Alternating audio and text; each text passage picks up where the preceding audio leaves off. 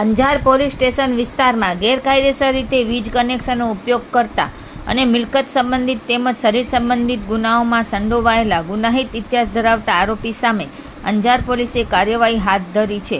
Police મહાનિરીક્ષક Chirag Kordia, સરહદી range Bhuj Kutch તથા પૂર્વ કચ્છ પોલીસ અધિક્ષક સાગર બાગમારના માર્ગદર્શન હેઠળ અને ઇન્ચાર્જ નાયબ પોલીસ અધિક્ષક આર.ડી. ભાટિયાની અધ્યક્ષતામાં અંજાર પોલીસ સ્ટેશન વિસ્તારમાં ગુનાહિત ઇતિહાસ ધરાવતા આરોપીઓ સામે સઘન ચેકિંગ અને કાયદેસરની કાર્યવાહી કરવામાં આવી રહી છે.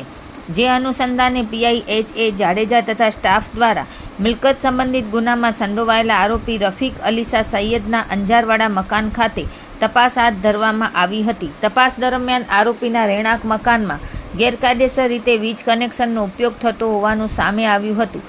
અંજાર પોલીસ સ્ટાફ તથા પીજીવીસીએલ અંજાર ટીમ સાથે સંયુક્ત કાર્યવાહી કરી ગેરકાયદેસર વીજ કનેક્શન કાપી લેવામાં આવ્યું હતું. તેમજ વીજ ચોરીમાં વપરાતી સામગ્રી જપ્ત કરવામાં આવી હતી. જપ્ત કરાયેલ ઇલેક્ટ્રિક વીજ સાધનોની યાદી બનાવી કુલ દંડ 1,25,000 GEB મારફતે આરોપીને દંડ કરવામાં આવેલ છે. આરોપી રફીક અલીશા સૈયદ વિરુદ્ધ અગાઉ મિલકત તથા અન્ય ગુનાઓ નોંધાયેલા હોવાનું પોલીસ તપાસમાં બહાર આવ્યું છે. આ સમગ્ર કાર્યવાહી પીઆઈ એચ.એ. જાડેજા, પીએસઆઈ એસ.જી. વાડા તથા અંજાર પોલીસ સ્ટેશનના કર્મચારીઓ અને પીજીવીસીએલ અંજારના અધિકારીઓ અને કર્મચારીઓની ટીમ દ્વારા કરવામાં આવી હતી.